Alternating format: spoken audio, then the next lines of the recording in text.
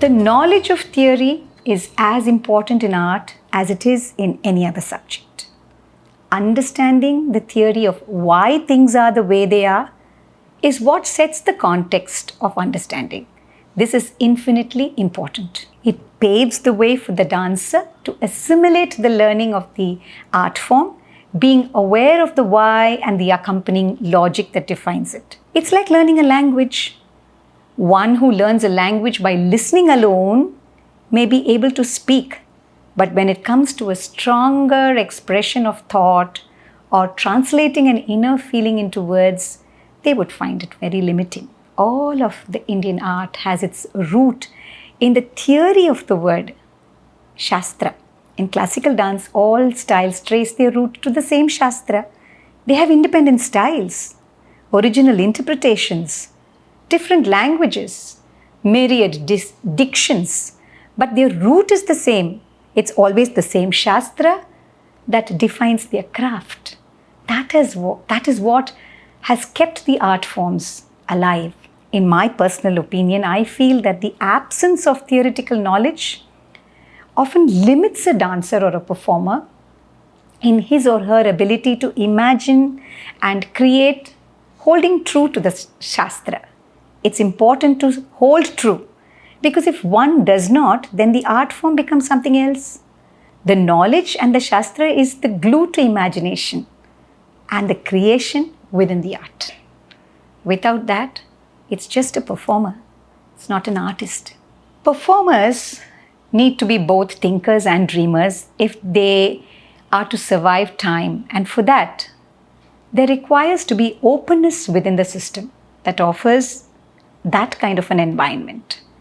Ministries and cultural bodies need to assimilate thoughts on structure and funding so that they can give birth to self-fulfilling stream of creative endeavor. Be it a performance or theory of what goes into it, all of it rests in the quality of the training. The pupils are only as good as the teachers make them to be. And as with all the other aspects of education, this holds true for dance too. If anything, more so.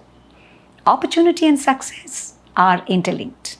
One really cannot exist without the other, and this is critical to understand when looking ahead to art or dance education in the context of regularized learning systems.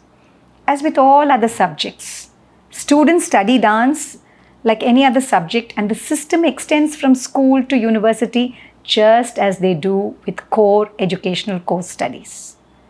Most often, the lack of a formal faculty structure at college, school or university, availabilities and a structured teaching methodology makes it necessary for students to look elsewhere, to where the singular teachers are, and rightfully so. These great teachers and gurus of today cannot teach more than a handful of students, and the best really go to them.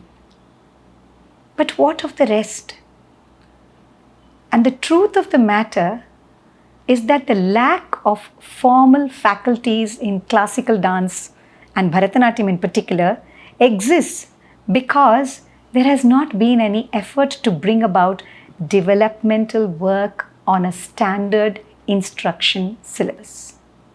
Ideally, it will mirror a standard school or university format and extend from short diploma courses all the way up to a degree curriculum. This is a process that would take years to clarify, refine, develop. But for anything to finish, there must be a start somewhere. Theoretically, if we were to have a standard syllabus of instruction and course of study, and if every university within the country develops and strengthens its very own performing arts and educational infrastructure, then only there will be growth in the student intake, and also over time they would develop an indigenous and domestic strength in art education.